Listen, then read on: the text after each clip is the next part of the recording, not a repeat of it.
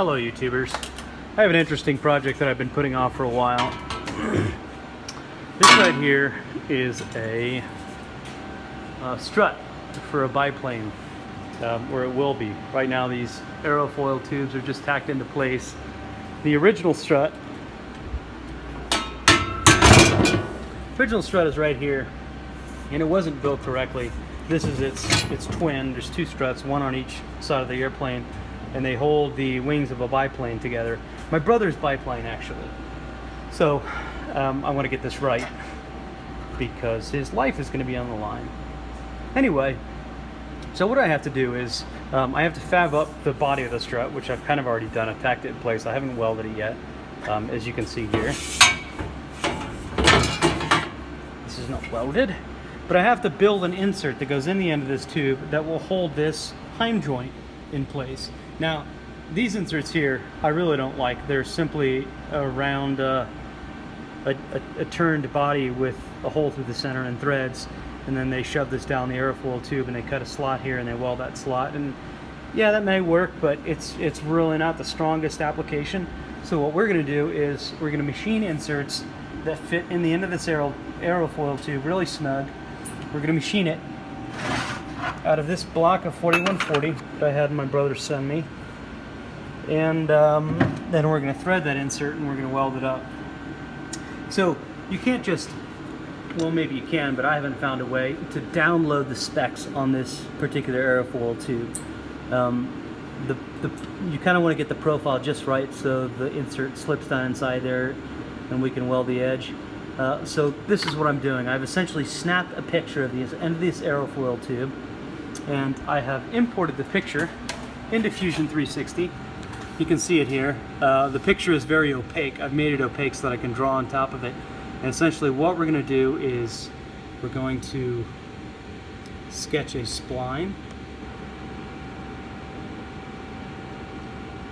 along the profile of the inside of this aerofoil tube.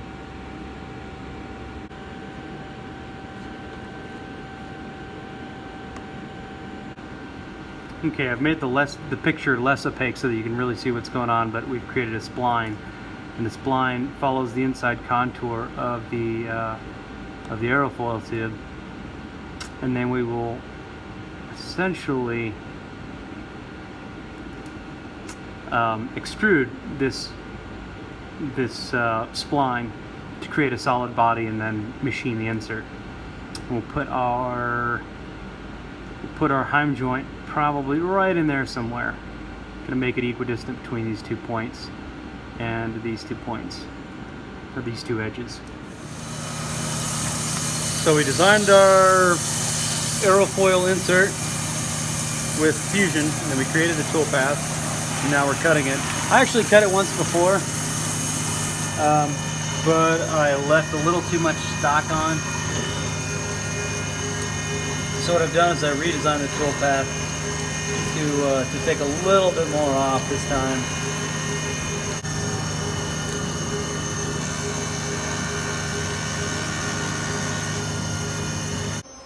Here's a piece of our aerofoil tube for testing purposes. Let's see how they fit in. I took 5/1000ths off the stock. That's still too tight. Wait. Oh, look how snug that is. It's like press fit. It's perfect. So something I've been wanting for a long time has been a tool touch setter. Now, if you're not familiar with tool offsets, essentially what you have on a CNC is you have a lot of different tools, and they're all different lengths. Every single one of them is a different length. And when you're writing a program, you don't want to have to tell your CAM program this tool is longer than this tool and measure each tool individually, because that takes a lot of time to measure the difference between this tool and this tool and that tool, and to do it accurately down to the 10th of a thousandth. So this is a touch probe, which we originally got to zero the offsets of the parts, like to indicate off the corner of your vise. But instead, I'm going to turn it into a tool touch setter. And essentially what the touch setting macro will do is it will, after the tool is loaded, it will drive the tool down to this this right here will be kind of flipped upside down. It'll have a little plunger on it. And it'll drive the tool down to the touch setter, and it'll touch the touch setter and will record the distance that it took to trigger the touch setter. So I wrote this macro. I kind of cobbled it together from advice that I got online, and with the click of a button I can simply indicate the tool and record the offset and store it in Mach 3. So it's very kind of a very hassle-free process. It's going to be wired into this button right here. This is my go-to 0 button, which I never use because you don't just send your CNC to 0 because sometimes, you know, 0 might be in the middle of a part or at the corner of a part. You don't want your tool to just run into it. So I never use that button. So I'm going to reconfigure it to trigger this Auto Tool 0, which I'm going to now touch for you so you can see it work. Here we go.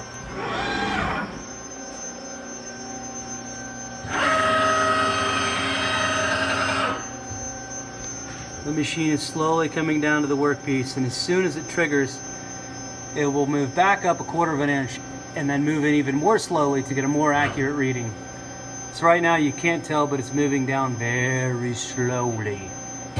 And when it strikes the top of the vise, it not only will record the distance in the machine offset,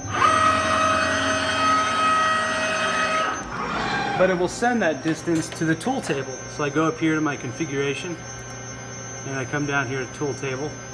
This is tool number 4. I see tool number 4, negative 12.97606. That is the distance that the probe traveled in absolute machine coordinates to strike the top of the vise. And it's saved there. So I don't have to do any measuring, I don't have to do any indicating or touching off myself. It will be completely automated. I'll simply touch a button and indicate the tool. All I have to do now is turn this upside down, mount it to my vise or somewhere on the mill, and install a little plunger here instead of this touch probe.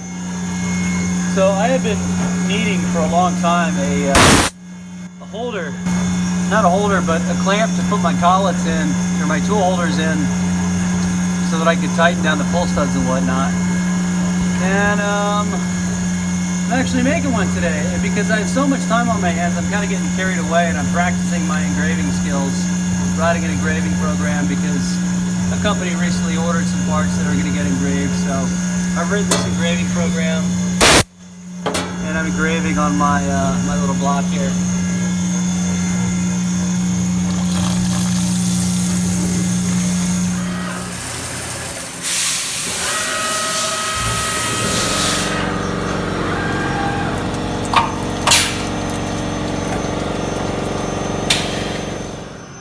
Just putting the finishing touches on this block. Taking it real slow because I don't want to crash this tap, and I want to make sure that my program is written correctly. So I've got my feed rate override turned way down. I'm going to turn it up here in just a second. Here we go. And we're tapping. It didn't go very far. Well, it's just enough to get the hole started. That is in the wrong spot. And look at that there and see that our tap is way off from our hole. So we need to figure out where I went wrong in the program. Okay, we're going to try this again. Here we go. Now we're over the hole.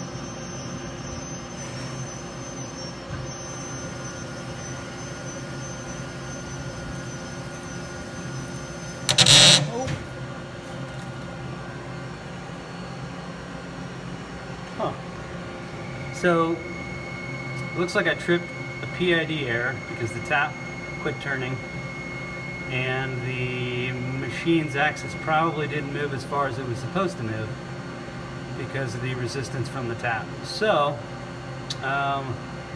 essentially hit the E-stop and got to pull that stupid tap out of there. This 1/4 inch tap is a piece of junk. I think if I used an actual mill tap, I wouldn't have so much trouble.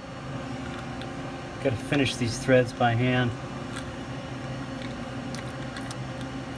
Now, if I could figure out a way to do peck tapping, which is essentially what I'm doing by hand now, I go down a turn or half a turn, then I back up a quarter turn, go down half a turn, back up a quarter turn.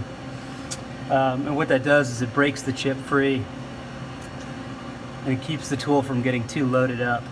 If you just try and drive the tap all the way down, if it's a crappy tap like this one, it will snap off in your hole and your part will be toast. That's kind of the worst case scenario when you're tapping. You never want to break a tap.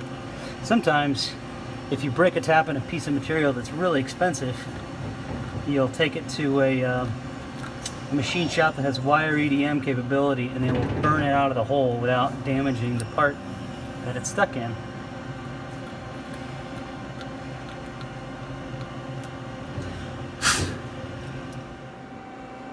So we have her all machined up and bolted to the table. I inset some magnets here to keep the holder down, and also if I wanted to turn it sideways and mount it on the table. That's what I actually think I'm going to do, is I'm going to build a bracket so that I can hold it sideways. These are steel inserts that extend down into a pocket here. I wanted to use steel because the holder itself is a high carbon steel.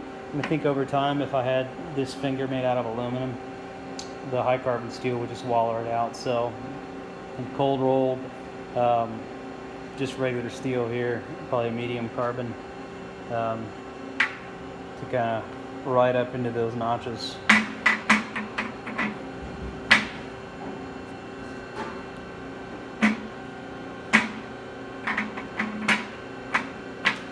Magnets are amazing.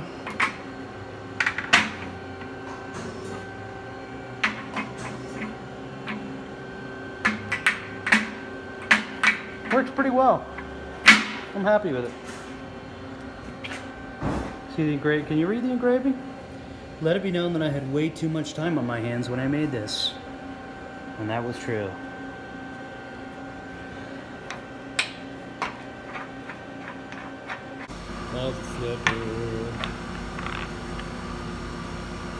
It's a lot of parts there, Isaac.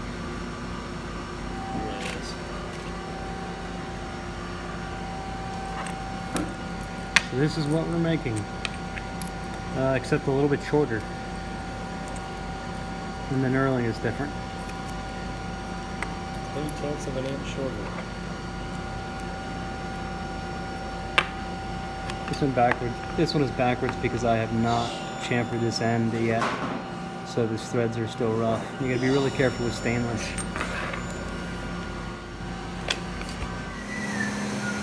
So these are the two halves of the gauges that Isaac and I are working on. He makes these two parts, and then I chamfer this inside edge and the inside and outside edge here. And that keeps it from being a two operation part of the lathe and saves us lots of time.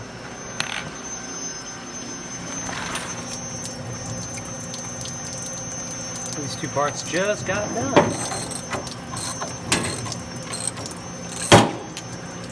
Oh-blah-dee, oh-blah-da. Come on, get out of there, son of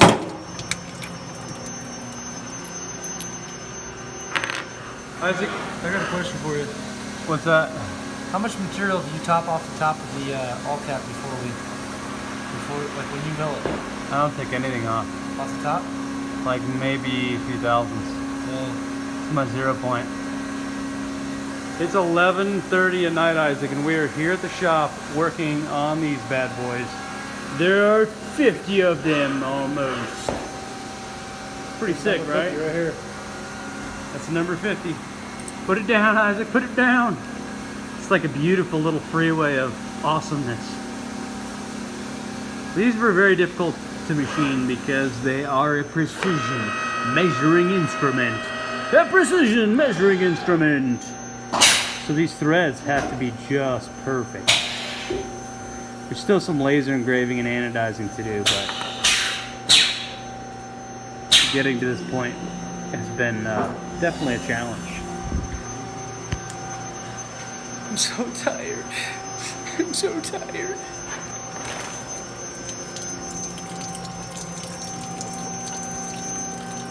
One thing I need to fix is the fact that this coolant just keeps peeing out after the pump is stopped. It's because I have this giant hose that comes up. coolant fills up in this hose up to like there, and then it all pours out, and it gets on my tool holders and the tool change. That's one of the things I need to address.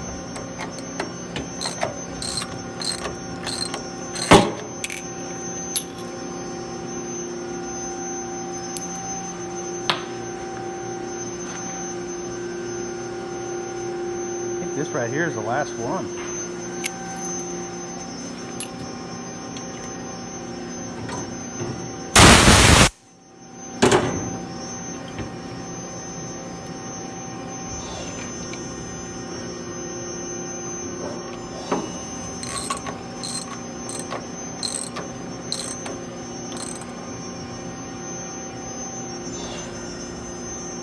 Pull this little lip off. The lathe leaves a little bitty ribbon of nastiness. Stainless is so much fun to machine, let me tell you. And what we do is we close the shower curtain here and we push this green button and it does it again. It's pretty awesome. And I'm really tired.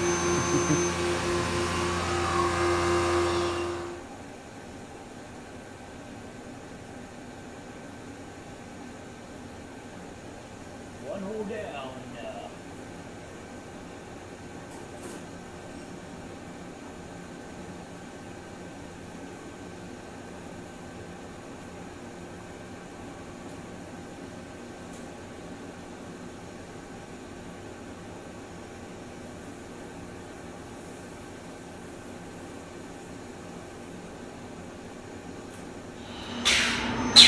Look at all these parts! Today's job is to turn these blocks into these. This is just the first stop. Eventually the part will look like this.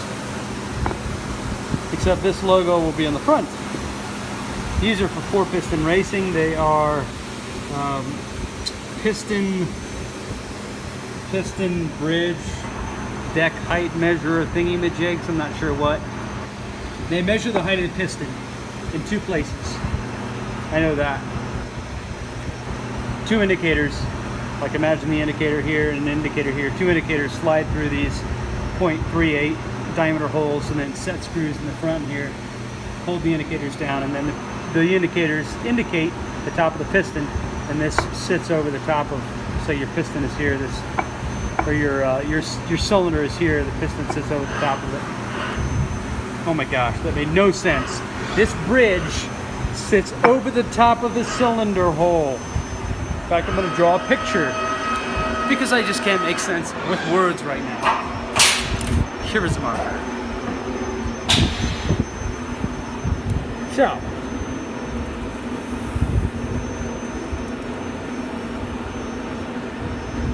that's your cylinder. This sits over the top of it. It's actually a little bigger. And I need 2 little indicators to go down the middle of it. And I marked it that part. Oh well. See how that's how that works. Got some rigid tapping. I love it. It's creating a massive amount of chips per block. It's incredible the volume that these take up, considering how little aluminum actually is taken off. I mean, this is like a 2-inch by 1.25 by 6-inch block. You really don't move. I mean, we removed quite a bit of the block, but geez, like this all right here is just one freaking block. It's day 2 on these parts. Look how well they're coming along. It's beautiful. So you get tapped holes in the front, and then these where the gauges go. Just fantastic. These have not been drilled on top, and these are waiting to be drilled on top.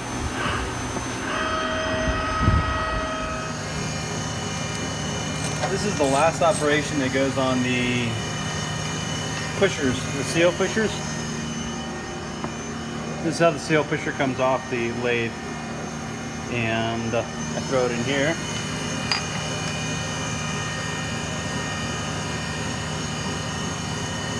sounds like the spindle is running, it's because it is.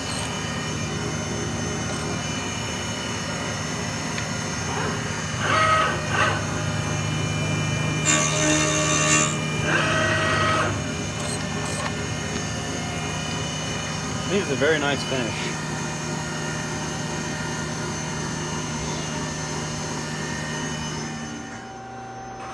These will be finished tonight and then off to anodizing tomorrow.